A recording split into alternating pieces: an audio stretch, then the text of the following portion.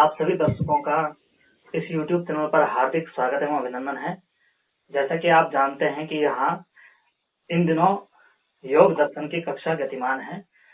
उस योग दर्शन की कक्षा के अंतर्गत कैवल्य पाठ का अध्ययन कराया जा रहा है।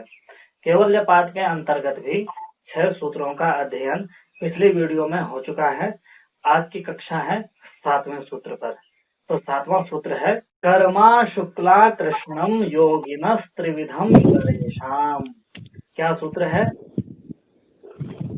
कर्मा शुक्ला कृष्णम योगिनः त्रिविधम वितरेषाम्। हाँ, सूत्र है कर्मा शुक्ला कृष्णम योगिनः त्रिविधम वितरेषाम्। यह सूत्र का स्वरूप है। इसका पदच्छेद है कर्म अशुक्ला कृष्णम योगिनः त्रिविधम इतरेषाम्।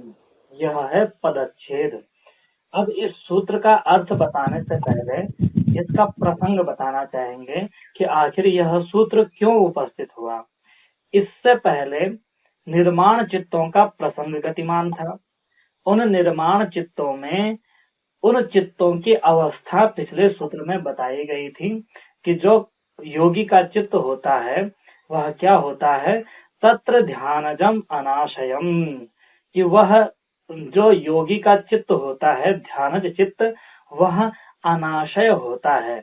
तो आशय की व्याख्या के समय व्यास भाष्यकार और भोज वृत्तिकार ने बताया था कि आशय कहते हैं कर्म संस्कारों को, अनाशयम कर्म वासना रहितम इत्यर्थ। अनाशय कहते हैं कर्म वासना के राहित्य को, राहित माने अभाव। तो कर्म वासना का अभाव का नाम अनाशय कहा था। तो आशय कहेंगे कर्म वासना को। यह कर्म वासना क्या हुई? यह कर्म वासना कर्मों को भोगने की इच्छा जो होती है उसी इच्छा का नाम है कर्म वासना। तो भोग कर्म संस्कार यह आशय के नाम से जाने जाते हैं। यहाँ तक की बात पिछले सूत्र में हुई थी। हाँ जी। अब वहीं से जिज्ञासा जागती है कि जैसे आशय कर्म वासना का राहित्य, कर्म वासना का अभाव, कर्मों के संस्कारों का अभाव या भोग का नाश कहा जाता है, तो ये बताइए महाशय, क्या कर्मों के भी कोई प्रकार होते हैं? यह प्रसंग है कि कर्म कितने प्रकार के होते हैं, जिनकी वासना बनती है या जो भोग रूप में परिणत होते हैं या जिनका संस्कार होता है। और बहुत बार योग दर्शन में कर्म संस्कार करके उल्लेख किया गया है। वह कर्म कितने प्रकार के होते हैं, इस प्रसंग में यह सूत्र उपस्थित कर रहे हैं सूत्रकार कि कर्मा शुक्ला कृष्णम योगिनः त्रिविधम इतरेषाम्। 4 प्रकार के कर्मों को इस सूत्र के माध्यम से बताया जा रहा है और कहा जा रहा है कि कर्म अशुक्ला कृष्णम योगिनः। जो योगी है, जो योगी पुरुष है, जिसने समाधि की अवस्था तक पहुंचकर निर्माण चित्त बनाने की क्षमता को अपने अंदर जागृत कर लिया है, ऐसे जो योगी हैं उनके कर्म, उनका कर्म अशुक्ला कृष्णम। अशुक्ल अर्थात शुक्ल का अभाव और अकृष्ण अर्थात कृष्ण का अभाव। न तो श्वेत है न ही कृष्ण है, श्वेत कृष्ण से विहीन है। श्वेत का संबंध है यहाँ पुण्य कर्म और कृष्ण का तात्पर्य है यहाँ पाप कर्म। तो अशुक्ल अकृष्ण का तात्पर्य है पाप पुण्य से रहित। समझे? तो योगी के जो कर्म होते हैं वो पाप पुण्य से रहित होते हैं। अर्थात योगी जो भी कर्म संपादित करता है योगावस्था में पहुंचने के बाद, योगी कहलाने के बाद उसका जो कोई कर्म होता है उन कर्मों में न तो पाप का संबंध होता है और न ही उसके साथ पुण्य का संबंध होता है। उसका कर्म कोई भी संस्कार नहीं बनाता, कोई भी भोग नहीं बनाता। ऐसा होता है योगी का कर्म। समझ आया? तो यह हुआ योगी का कर्म, जिसको अशुक्ल अकृष्ण नाम से बताया गया है कि योगी का जो कर्म है वह अशुक्ला कृष्ण है और त्रिविधम इतरेशाम योगी भिन्नानाम योगिभ्य भिन्नानाम योगी से अन्य जो मनुष्य हैं, जो प्राणी हैं, उनके कर्म त्रिविधम 3 प्रकार के होते हैं। तो कहा कि वो 3 प्रकार के कौन से हैं, सूत्र में तो बताया ही नहीं है। तो कह रहे हैं सूत्र में जो अशुक्ला कृष्ण बताया है, उसी अशुक्ला कृष्ण में वो 3 प्रकार के कर्म छुपे हुए हैं। कहा कि कैसे, तो कहा कि पहला कर्म है शुक्ल कर्म, दूसरा कर्म है कृष्ण कर्म, तीसरा कर्म है शुक्ल कृष्ण कर्म। ठीक है, जी। तो 3 कर्म ये मिलाया और एक योगी का कर्म मिलाया, 4 प्रकार के कर्म हो गए। उनको गिनाते हैं। योगी का कर्म हुआ अशुक्ला कृष्ण कर्म, पहले प्रकार का कर्म, शुक्ल कर्म दूसरे प्रकार का कर्म, कृष्ण कर्म तीसरे प्रकार का कर्म और शुक्ल कृष्ण कर्म चौथे प्रकार का कर्म। अर्थात शुक्ल कृष्ण जहाँ पाप पुण्य दोनों मिश्रित हों, ऐसे कर्म। तो इसका तात्पर्य हुआ कि जो इतरेशाम योगी से अन्य जो मनुष्य हैं, प्राणी हैं, उनके 3 प्रकार के कर्म होते हैं। शुक्ल कर्म अर्थात पुण्य कर्म, जिन कर्मों के करने से शुभ फल की प्राप्ति होती है, ऐसे कर्म कहे जाते हैं शुक्ल कर्म। ठीक है, जिससे आपको सुख मिलना हो, ऐसे कर्म कहे जाते हैं शुक्ल कर्म। और कृष्ण कर्म वो हैं जो पाप जनक होते हैं, जो अशुभ फलदायक होते हैं, वे कर्म कहे जाते हैं कृष्ण कर्म, जिन्हें दुष्कर्म या कुकृत्य कहा जाता है। ठीक है,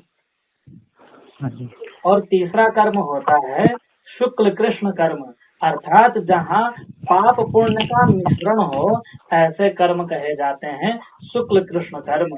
तो यह हुआ 7वें सूत्र की व्याख्या कि कर्मा शुक्ला कृष्णम योगिनः त्रिविधम इतरेशाम। जो योगी है उसके कर्म न पाप संबंधी होते न पुण्य संबंधी होते, पाप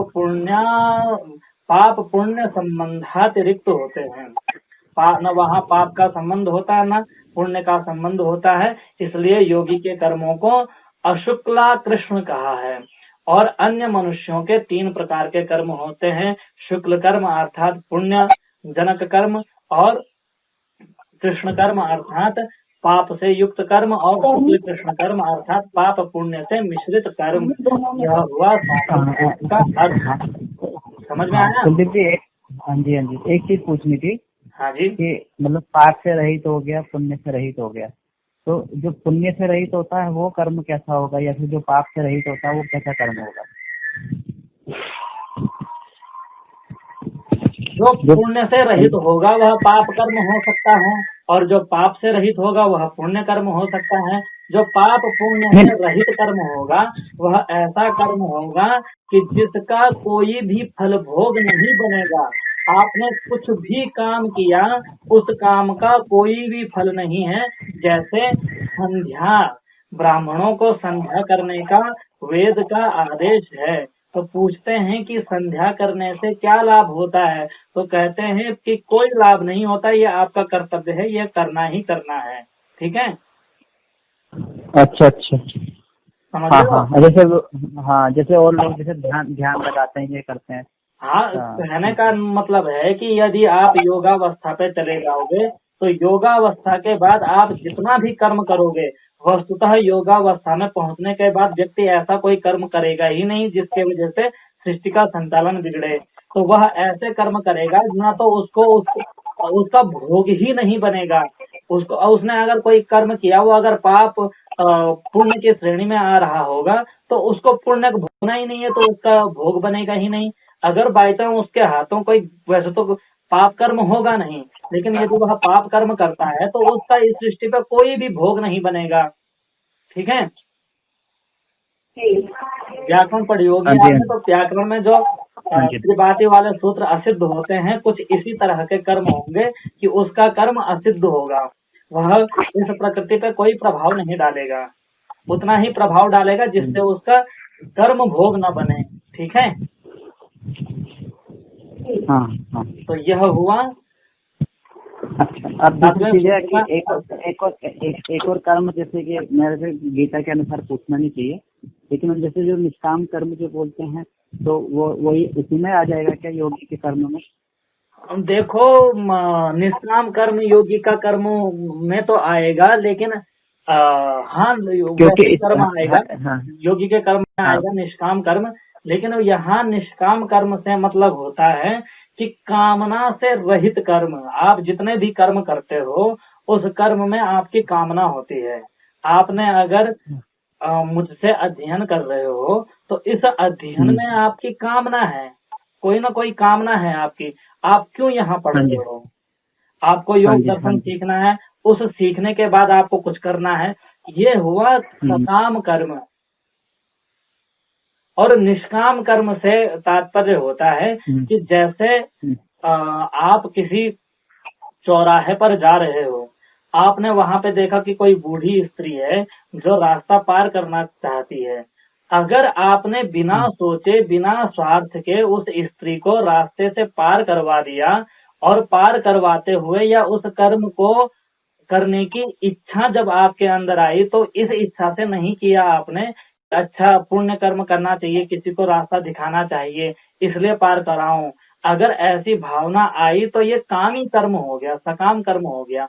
यदि आपने बस करवा दिया, कुछ सोचा नहीं कि मुझे आशीर्वाद देगी माता जी, या करना अच्छा रहता है, 4 लोगों की नजर में आऊंगा, यह बिना सोचे आपने उस कर्म को संपादित कर दिया, तो वह कहा जाएगा निष्काम कर्म। अब उसका फल मिले या न मिले, देखो स्वाभाविक है कि उसका फल मिलेगा ही मिलेगा, लेकिन योगी जो होता है, वह योगी जो भी कर्म करता है उसमें यह धारणा तो होती है कि वो निष्काम कर्म होता है, साथ ही उसको उसका फल भी नहीं मिलता है, क्योंकि वह ऐसा उसके कर्म का जो भोग है वह बनता ही नहीं है।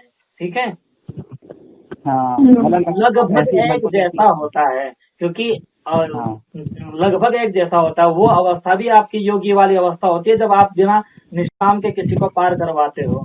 वह जरूर है कि आपने कर्म किया है, आप योगी नहीं हो, तो उसका फ्यूचर में आपको रिएक्शन मिलता है, वही कर्म संस्कार कहलाता है। ठीक है जी। कुछ और मतलब वहाँ पे हाँ, एक में हो गया कर्म फल ना मिलना, एक में फल की आकांक्षा ना करना, वही चीज हो गया। आकांक्षा करना न करना तो काम और निष्काम की में आएगी, और फल बनना न बनना ये आएगा उसमें योगी का शुक्ला कृष्ण से, जिससे भोग ही नहीं बने। हाँ ठीक है। वह हुआ अशुक्ला कृष्ण कर्म। ये अपनी मंदमति के अनुसार समझाने की कोशिश की गई है, और अध्ययन करेंगे और शास्त्रों को पढ़ेंगे तब बुद्धि खुलेगी। ठीक है, अभी जितने हैं उतने में इतना ही समझना बेहतर होगा। हाँ जी।